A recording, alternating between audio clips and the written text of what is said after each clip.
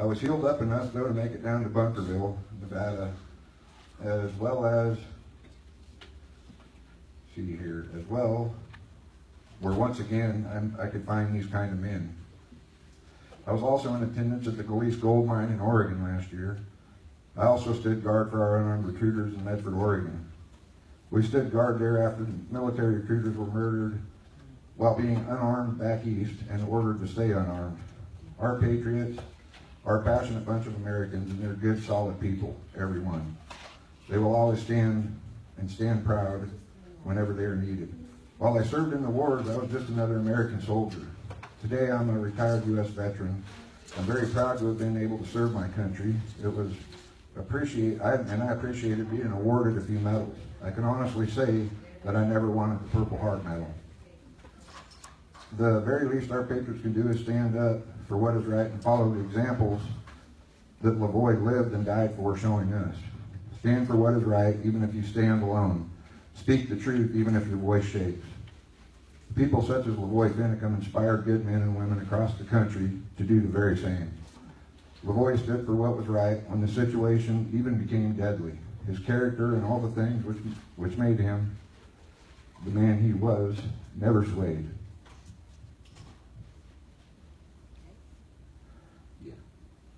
LaVoy was a man that I admired, and he made no excuses, ever. He knew what was right and what was wrong according to the U.S. Constitution. Then he stood by what he believed in, and knew to be right. He started spreading the word about the hostile takeover of our public lands here in the West.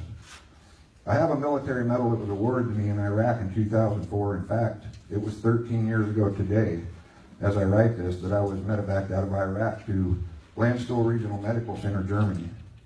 I was wounded north of Baghdad in a place called Balad, Iraq. The medal is called the Purple Heart and is a medal for merit. It is awarded when our warriors are wounded or killed while serving their country deployed in a combat zone or theater of operations. I'd very much like to present you this medal to honor your husband's sacrifice to our nation. He was only the first of many who had better start standing up for something good and decent in our country. On behalf of the rural folks, ranchers, loggers, gold miners, and patriots and Americans nationwide who realize that our country is quickly losing our Constitution, my hope is that once you realize the depth and to the extent and regard in which untold numbers hold your husband in, it is able to some way give you a moment of comfort and solace. He was a rare breed of man that stood for what is right when most men just talk about such things.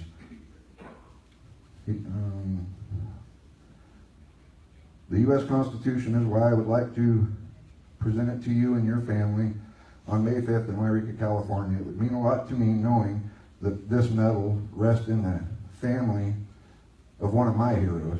In closing, please accept my heartfelt condolences for the loss of your husband. It was a nation's loss that they never had the pleasure of knowing LaVoy. Very respectfully, Joe.